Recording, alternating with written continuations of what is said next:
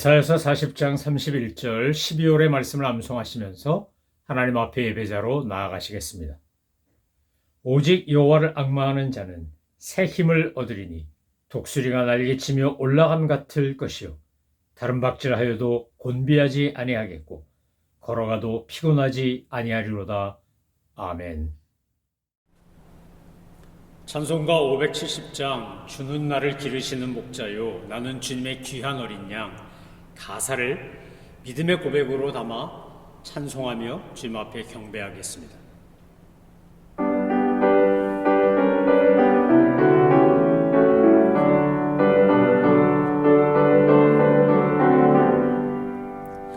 주는 나를 기르시는 목자요 나는 주님의 귀한 어린 양 푸른 풀밭 맑은 시냇 물가로 나를 늘 인도하여 주신다. 주는 나의 좋은 목자 나는 그의 어린 양 저를 따라 꼴을 먹여주시니 내게 부족함 전혀 없소라. 예쁜 새들 노래하는 아침과 노을 비키는 고운 황혼에 사랑하는 나의 목자 음성이 나를 언제나 불러주신다. 주는 나의 좋은 목자 나는 그의 어린 양 저를 따라 꼴을 먹여주시니 내게 부족함 전혀 없소라. 못된 짐승 나를 해치 못하고 거친 비바람 상치 못하리. 나의 주님 강한 손을 펼치사 나를 주야로 지켜주신다. 주는 나의 좋은 목자 나는 그의 어린 양 저를 따라 꼴을 먹여주시니 내게 부족함 전혀 없소라. 하나님께서 오늘 우리에게 주신 말씀은 이사야서 51장입니다. 이사야서 40장부터 66장을 가리켜 구약 속의 신약이라고 말합니다.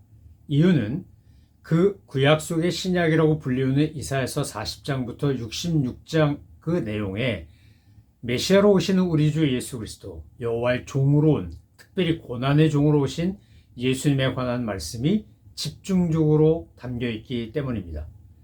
뿐만 아니라 이사야서 40장부터 66장을 크게 세 단락으로 세 부분으로 나누어 보면 40장부터 48장까지는 하나님께서 하나님의 말씀에 불순종하고 패역하고 배반하였음에도 불구하고 택한 백성 이스라엘을 향한 주님의 긍휼과 자비 그리고 위로와 회복의 소망의 메시지가 언약적 소망의 메시지가 40장부터 48장 사이에 얼마나 많이 나오는지 모릅니다. 그래서 이사야서 40장부터 48장을 읽으면 마음이 따뜻해지고 힘을 받고 용기가 나고 위로와 격려를 체험하게 됩니다. 49장부터 57장은 특별히 고난당하는 메시아 여호와의 종으로서 오셨는데 고난당하는 종 우리 주 예수 그리스도에 관한 이야기를 집중적으로 들려줍니다. 이제 58장부터 66장은 천하 만민을 향하여 구원의 메시지를 베푸시고 천국 전체로 초대하시는 하나님의 놀라운 자비와 긍휼을 보여주고 있습니다. 그래서 특별히 유대인들이 예수님을 부정하거나 또는 모른다고 하거나 거부하다가 이 49장부터 57장에 나오는 고난당하는 메시아 우리 주 예수 그리스도에 관한 내용을 읽고 그들이 회개하고 변화되어 예수님을 믿고 따르는 메시아닉 주가 되는 이야기를 우리는 얼마나 자주 듣는지 모릅니다. 오늘 51장에 보면 주님께서 또다시 이스라엘 백성들에게 엄청난 위로와 소망의 말씀을 주신 것을 볼 수 있습니다. 그들이 심판을 받고 징계를 당하고 심판을 받고 바벨론 포로로 끌려가게 된 것은 사실 그들이 우상 숭배를 하며 하나님의 말씀을 불순종했기 때문입니다.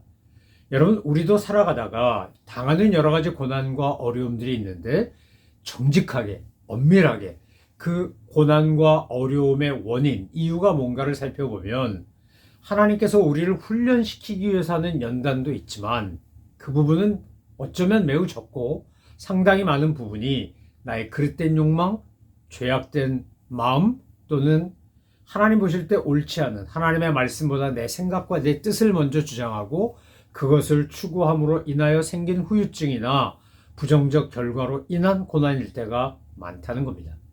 그러니까 우리가 고난을 당하고 어려움을 당할 때 사실상 제일 먼저 해야 될 일은 엄격하고 정직하게 자기를 성찰하고 하나님 앞에 회개할 것을 회개하고 뉘우칠 것을 뉘우치고 결단하고 돌아서는 것이 더 많이 필요하다는 겁니다. 때로는 주님 때문에, 복음 때문에 고난을 당할 때도 있습니다. 그럴 때 어제도 말씀드린 것처럼 그런 경우라면 되려 감사하고 기뻐해야 합니다. 사도 바울이 고백한 것처럼 내 몸에 예수님의 남은 고난, 그 고난의 흔적을 가지고 있다. 고난을 채운다. 바울은 이렇게 고백하지 않았습니까? 신앙생활 하면서 우리가 세상으로부터 멸시와 천대를 받는다면 도리어 감사하셔야 됩니다. 왜냐하면 예수님이 요한복음에서 이미 우리에게 말씀하시기를 세상이 나를 미워한 것 같이 너희를 미워할 거라고 했습니다. 여러분, 세상 사람들이 세상의 풍조와 논리가 아주 올곧게 바르게 공의롭게 정의롭게 반듯하게 살아가는 것을 결코 용납하지 않습니다. 왜 그렇습니까? 내가 문제가 있고 내가 허물과 잘못이 많기 때문에, 내가 죄 가운데 있기 때문에 다른 사람도 공범을 만들려고 하는 거지. 야, 저 사람은 어떻게 저렇게 온전하고 완벽하지? 라고 내버려 두지 않는다는 겁니다. 그래서 사탄은 온갖 방법으로 우리를 유혹하고 우리가 유혹에 걸려 넘어져서 타락하고 변절하기를 끊임없이 유혹하며 충동하며 그렇게 끌어가려고 한다는 겁니다. 성경은 그래서 우는 사자처럼 우리를 삼킬 자를 찾는다. 우리 중에 삼킬 자를 찾는다고 그렇게 표현하지 않았습니까? 사탄은요, 하나님이 우리를 향한 사랑과 은혜를 포기하지 않으시는 것처럼 우리를 망하게 하기 위한 총력전, 최선을 다하는데 그도 포기하지 않습니다. 그래서 우리는 때때로 정말 연약하기 때문에 믿음으로 끝까지 승리해야 됨에도 불구하고 그렇지 못할 때가 있고 실수하고 넘어지고 범죄할 때가 있다는 겁니다. 이스라엘 백성도 마찬가지였습니다. 북이스라엘도 망하고 남유다도 망했는데 특별히 이사야는 앞으로 되어질 일을 예언하면서 이제 그들이 바벨론에서부터 포로에서 해방되어 돌아올 거라고 예언합니다. 그런데 51장 1절로 3절, 저는 이 말씀을 정말 좋아하는데 이 말씀을 좋아하고 사랑하는 이유는 내가 얼마나 형편없고 부족한 존재인지 아시는 주님이 인간적으로는 말도 안 되고 불가능해 보이고 없는 것을 통하여 있는 것을 만드시고 가능하게 하시고 하나님의 영광을 드러낸 역사적 사건을 배경으로 우리에게 소망의 말씀을 주시기 때문입니다. 자, 1절로 3절을 제가 읽어보겠습니다. 개역 개정판 한글 성경으로 읽습니다. 의를 따르며 여호와를 찾아 구하는 너희는 내게 들을지어다. 너희를 떠낸 반석과 너희를 파낸 우묵한 구덩이를 생각하여 보라. 너희의 조상 아브라함과 너희를 낳은 사라를 생각하여 보라.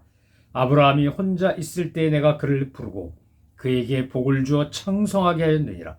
나 여호와가 시온의 모든 황폐한 곳들을 위로하여 그 사막을 에덴 같게 그 광야를 여호와의 동산 같게 하였나니 그 가운데서 기뻐함과 즐거움과 감사함과 창화하는 소리가 있으리라. 아멘. 여러분, 1절과 2절 내용이 뭡니까? 지금 이스라엘 백성들은 바벨론의 포로로 끌려가서 거기서 고통당하며 절망 가운데 있고 낙심하며 살아가고 있습니다. 그런데 그들에게 하나님께서 말씀하시는 겁니다. 의를 따르며 여호와를 찾아 구하는 너희는 내게 들을지어다. 의를 따르며 여호와를 찾아 구하는 너희에 해당되는 건 바로 남은 자입니다. 하나님께서 남은 자를 그루터기로 삼아 새로운 역사를 일으킨다고 하지 않았습니까? 이 남은 자는 하나님의 말씀을 듣기를 사모하고 즐거워하고 기뻐하는 사람들입니다. 여러분, 우리가 구원을 받는데 내가 의롭고 또 여호와를 찾고 구하는 사람이라서 구원받은 거 아니고요.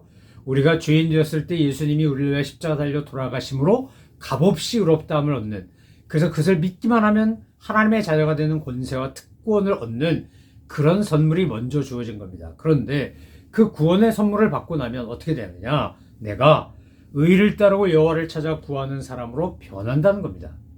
정말 예수를 믿고 거듭난 사람인지 아닌지 아는 방법은 의외로 쉽습니다. 그가 의를 구하는지 아니면 불의를 구하는지, 의와 이익이 있을 때, 하나님의 공의와 이익이 있을 때 어느 쪽을 선택하는지를 보면 그가 구원받은 사람인지 아닌지 안다는 겁니다. 세상의 풍조와 세상의 지혜와 세상의 방법론에 귀를 기울이는지 아니면 여호와의 말씀에, 하나님의 말씀에 귀를 기울이고 성경이 뭐라 말하고 있는지를 판단의 근거와 기초로 삼는지 아닌지를 보면 이 사람이 구원받았는지 아닌지를 알 수 있다는 겁니다. 오늘 성경은 우리에게 이렇게 이야기하는 겁니다. 이미 하나님께서 남겨놓은 그 남은 자, 하나님을 찾아 구하고 또 의를 따르기를 원하는 사람들에게 하나님께서 이렇게 말씀하시는 겁니다. 너희를 떠낸 반석과 너희를 파낸 우묵한 구덩이. 이게 무슨 말입니까? 이게 아브라함과 사라를 상징하는 겁니다. 여러분, 아브라함이 갈대아 우르에서 부르심을 받아 이제 내가 너에게 지시할 땅으로 가라라고 해서 떠날 때 그는 이미 70대 늙은이였습니다. 요즘식으로 봐도 연세가 많은 건데 예전에 오죽했겠습니까? 그런데 그 나이 많은, 그리고 이미 경수가 끝나서 아이를 낳을 수 없는 그 아브라함과 사라에게 하나님이 자녀를 주겠다고 했고, 그 약속의 자녀를 통하여 내가 일가를 이루고 민족을 이루고 하늘의 별같이 땅의 모래같이 많은 자손을 주겠다고 약속했습니다. 여러분, 이게 상식적으로 말하면 말이 안 되는 거 아닙니까? 이건 말도 안 되는 거죠. 이건 있을 수 없는 거죠. 이건 불가능한 거 아니에요? 그런데 믿음이라는 건 뭡니까? 창세기 읽어보면 하나님께서 아브라함을 의롭다 하신 이유는 아브라함이 하나님을 믿었기 때문입니다. 하나님의 약속의 말씀을 믿었기 때문에요.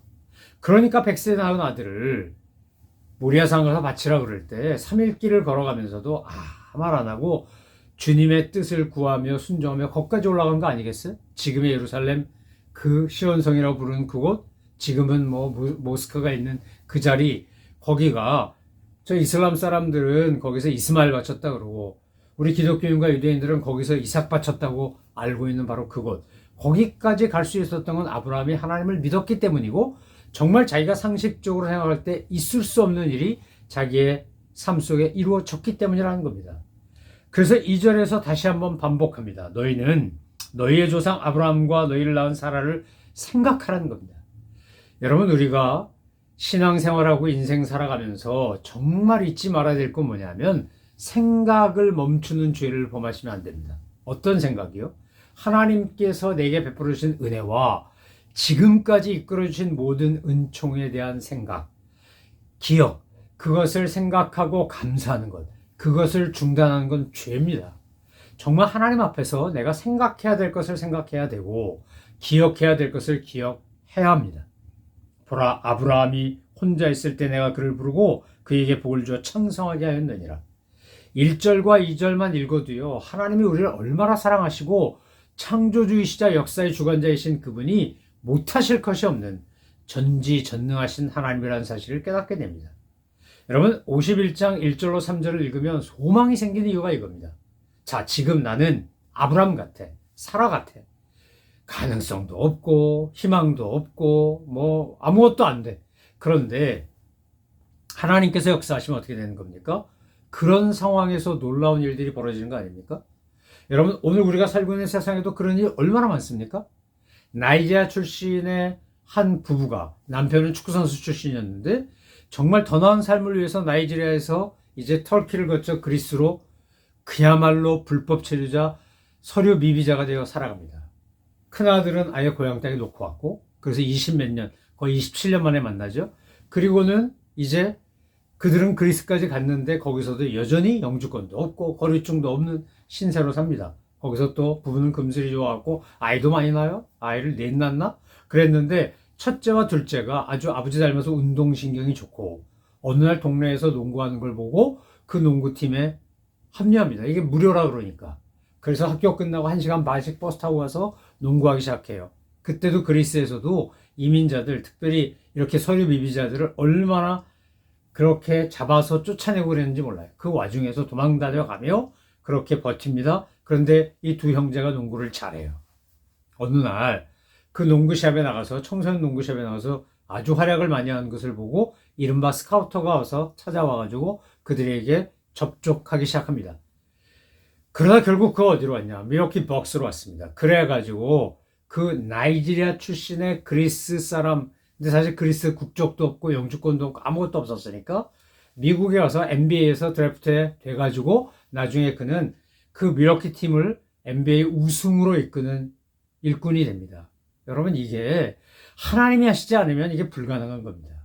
그 부부가, 가족이 얼마나 사이가 좋고 또 그들이 신실한지, 그들의 이야기 영화로도 나오고 책으로도 나오고 싫어하니까 그런 거 읽을 때마다 얼마나 하나님의 오묘하신 간섭과 주관을 느끼는지 모릅니다. 여러분, 3절을 읽으면 저는 우리나라, 우리의 두고온 조국 대한민국이 저절로 생각이 됩니다. 시온의 황폐한 곳들이 어떻게 된다는 겁니까? 그 사막을 에덴 같게 하겠다는 거예요. 저희 부모님은, 지금 90대 어른들은 6.25도 겪고 그 이전에 일제시대에 뭐 4.19, 6.25, 4.19, 5.16 별거 다 겪으셨죠? 그런데 늘 하시는 말씀이 일제강점기 때 수탈당하고 전쟁 나가지고 이 6.25 전쟁 때문에 모든 게 쑥대밭이 됐다는 거죠. 남은 게 아무것도 없다고 할 정도로. 그런데 하나님께서 불과 1950년 6.25 전쟁 터지고 발발해서 한 2, 3년 싸우다가 휴전하지 않았습니까? 그런데 지금 생각해보면 그 세월, 그렇게 100년도 안 된 거잖아요. 1953년이라고 치고 지금 2024년이니까 그러면 지금 얼마 된 겁니까, 이거? 이거요. 말도 안 되는 거죠. 70년 정도밖에 안 된 거잖아요. 그런데 지금 대한민국은 얼마나 괄목할 만한 성장을 했습니까? 문화적으로, 민주적으로, 산업적으로, 경제개발도 성공하고 민주주의도 달성하고 또 K-팝, K-컬처를 해갖고 문화적으로도 전 세계에 엄청난 영향을 끼칩니다. 그런데 예전에 영국의 어느 기자가 와서 말하기를 한국에서 민주주의가 꼽히는 건 쓰레기통에 가서 장미꽃 구하는 거와 똑같은 거다, 이러고 빈정댔었습니다. 그런데 대한민국은 지금 경제적으로도 정치적으로도 문화적으로도 많은 나라들이 부러워하고 본받고 싶어하는 나라가 되었습니다. 이게 하나님의 은혜가 아니면 어떻게 가능했겠습니까? 저도 어려서 어머니 품에 치맛자락 붙잡고 삼각산으로 어디로 산기도 많이 갔습니다. 가서 소나무 하나 뽑는 각오로 정말 나무 뿌리 잡고 나무 줄기 하나 잡고 얼마나 하나님 앞에 간절히 기도를 하시는지 밤이 새도록 기도하신 거죠. 그땐 그거밖에 할 게 없고 그럴 수밖에 없어요. 너무나 간절하니까. 하나님 앞에 울며 불며 간구하고 기도했더니 하나님 그 눈물의 씨앗이 땅에 떨어져서 헛되지 아니하고 이렇게 열매를 맺은 거 아니겠습니까? 저는 3절, 1절부터 3절을 읽는 동안에 그 뒤에 나온 내용도 너무 좋은데 이 1절로 3절만 읽어도요 가슴이 막 터질 것 같아. 하나님의 은혜와 사랑의 소망 때문에, 주님이 주신 사랑의 위로와 소망 때문에 가슴이 벅찬 거예요. 우리가 살다가 내가 예상하지 못했던 어려운 일을 당하거나 내가 한계를 느끼는 것들을 느낄 때, 야, 이거 황폐해졌네, 사막이 되어버렸네, 바벨론이 느부갓네살이 와가지고 젊은이들 다 끌고 가고 유능한 사람 다 데려가고, 그리고는요 유태인들이 다시는 반발하거나 반역하지 못하도록 아주 쑥대밭을 만들어 놉니다. 그리고는 비천한 사람 몇 사람, 많지 않은 사람 남겨놓고 쓸만한 사람 다 바벨론으로 끌고 갔거든요. 그러니까 그 시온이 황폐하기가 사막 같다는 말이 맞는 거예요. 근데 하나님이 그걸 뭐로 바꾸신다고요? 에덴 동산으로 바꾸신다. 여러분, 우리의 삶을 가만 들여다보면 너무 한심하고 답답하고 철양 맞고 진짜 미래가 보이지 않는다 할지라도 낙심하지 마시기 바랍니다. 왜요? 하나님께서 함께 하시면 시온의 모든 황폐한 것을 위로하여 그 사막을 에덴 같게 하겠다, 이 말씀을 반드시 이루시는 분이 하나님이시기 때문입니다. 51장 1절로 7절 말씀에 나오는 이 내용을 우리는 날마다 읽고 또 읽어야 됩니다. 1절부터 6절에 나오는 거, 그 다음에 7절부터 8절 말씀 정말 가슴에 새기며 읽어야 합니다. 9절 이하에 보니까 이사야가 하나님 앞에 기도합니다. 하나님의 놀라운 은혜를 구하며 기도합니다.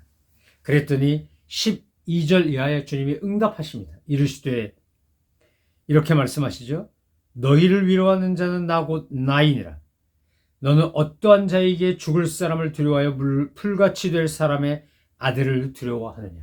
여러분, 우리가 신앙생활 한다 그러면서도 두려워할 때요, 사실 별거 아닌 건데 우리가 굉장히 무서워하고 두려워하고 불안해하고 낙심할 때가 얼마나 많은지 몰라요. 하나님 뭐라 말씀하세요? 풀같이 될 사람의 아들. 또 죽을 사람. 왜 두려워하냐? 나를 믿어라. 나를. 하나님을 믿는다라고 하는 것은 뭡니까? 영원히 살아계시고 언제나 우리와 함께 하시고 아주 세밀하게 모든 것을 간섭하시고 도와주시는 나의 하늘아빠, 나의 하나님이 우리가 여호와 하나님이라고 부르는 바로 그 하나님 아닙니까? 야훼 하나님, 바로 그 하나님인 겁니다. 스스로 있는 자, 나는 나다라고 했던 I am who I am 했던 바로 그 하나님을 우리가 믿는 겁니다. 전 지금도 눈이 오는 날이 되면 2017년 3월에 밴쿠버에서 차를 가지고 시카고로 오던 그때가 생각납니다. 미국 대륙을 제가 종단은 몇 번 해본 것 같아요. 저 북에서 남으로, 남에서 북으로, 뭐 저쪽 서쪽에 일본 하이웨이 끼고 기가 막힌 태평양 해안을 이렇게 왔다 갔다 해본 적도 있고, 이 동쪽으로는 토론토에 있을 때 저 플로리다까지 그렇게 종단을 내려오고 올라가고 하면서 해본 적이 있어요. 또 허리케인 카트리나 왔을 때 도우려고 뉴올리언즈까지 토론토에서 봉사팀 꾸며가지고 내려왔다 올라가고 이렇게 종단은 몇 번 해봤는데 횡단해 본 적이 없었어요. 그래서 그때 자동차도 필요했고 가면 자동차도 써야 되니까 그래서 타던 차를 가지고 이제 밴쿠버에서 출발해가지고 시애틀 거쳐서 이렇게 해서 오는데 그때 계획은요 94번 도로 타고 북쪽으로 쫙 해서 노스다코타로 해가지고 그래서 쫙 구경하면서 온다 이렇게 생각했어요. 웬걸요? 얼마나 날씨가 바람이 불고 눈이 오고 추운지 그래서 94번 타고 오려던 걸 90번으로 낮췄어요. 나중에 90번도 못 타가지고 몬태나 지나오면서 80번으로 왔어요. 그런데 그 과정, 그거 통과할 때, 뭐 몬태나, 와이오밍 이런 데 통과할 때 너무 눈이 오는데 앞이 보이지 않는 거예요. 야, 이게 길이 보여야 운전을 하죠. 그래서 그때 저절로 기도가 나오더라고요. 하나님 도와주세요. 이사야가 기도한 것처럼 그렇게 기도하는 거죠. 여호와여, 여호와의 팔이여 깨소서 깨소서 능력을 베푸소서 이렇게 기도한 것처럼 하나님 도와주세요. 저희를 지켜주세요. 보호해주세요. 이렇게 기도하고 있는데요. 갑자기 월마트 트럭이 하나 턱 앞에 오는 거예요. 그리고는 뭐 앞에서 큰 트럭이니까 일정한 거리, 안전거리를 유지하고 가지만 걔가 오는 눈보라 다 막아주고 앞에서 서치라이트 켜듯이 이렇게 쫙 헤드라이트 켜고 가니까 그것만 따라가면 돼요. 그것만 따라. 얼마나 한참 가는지 제가 마치 하나님이 천군천사를요 그 월마트 트럭을 통해서 보내주신 것 같았어요. 눈이 수평으로 오는 건데 그거를 앞에서 큰 트럭이 막아주고 길을 쫙 밝혀주고 그러니까 그 트럭 따라만 가니까 그 통과하기 힘든 지역을 아주 초긴장하면서 왔는데 언제 여길 빠져나오나 싶을 정도로 빠져나왔어요.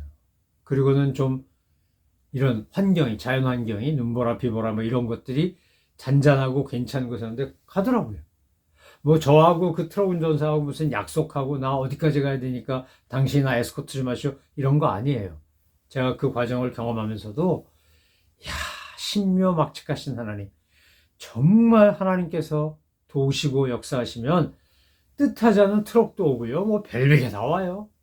사랑하는 성도 여러분, 오늘 주님께서는 17절부터 23절에서 이렇게 말씀하시죠. 너희를 비틀게 했던 진노의 잔을 내가 거두리라.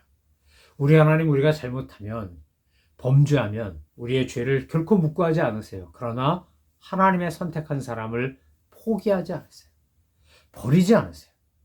우리가 잘못하고 그래서 그것을 깨닫게 하기 위해 때로는 경계와 심판의 진노의 잔을 우리에게 허락하신다 할지라도 그것을 거두시고 우리에게 다시 은혜를 베푸기를 기뻐하신 분이세요.